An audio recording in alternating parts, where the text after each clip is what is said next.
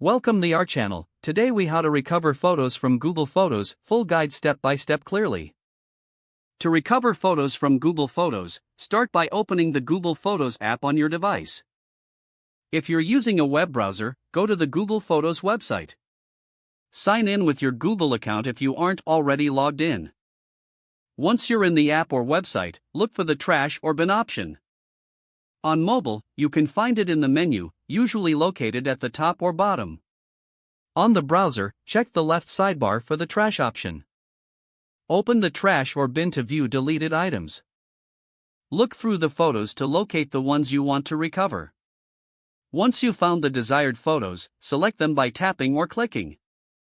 After selection, look for the restore option. On mobile, it's usually at the bottom of the screen. In the browser, you'll find it at the top right corner. Click or tap Restore to recover your selected photos. These photos will return to their original albums. If you can't find your photos in the trash, try using the search bar. Enter any keywords related to the photos you want to recover. If the photos are older than 30 days, they're permanently deleted from the trash. In this case, consider using backup solutions if you had any enabled. For future guidance, regularly check your trash for deleted photos. Activating backup features can also safeguard your images in the long run. Now you know how to recover photos from Google Photos easily. If the page does not load, refresh the browser or try again in a private or incognito window. Make sure you are using the correct email address, then retype it carefully to avoid small typos. If your password is not accepted, use the reset option and create a new strong password you can remember.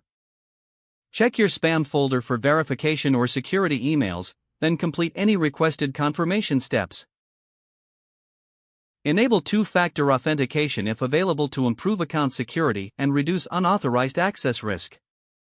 After signing in, review your profile details so your contact information and settings are accurate and current. If you see an error message, note it down and try again after restarting your device and internet connection.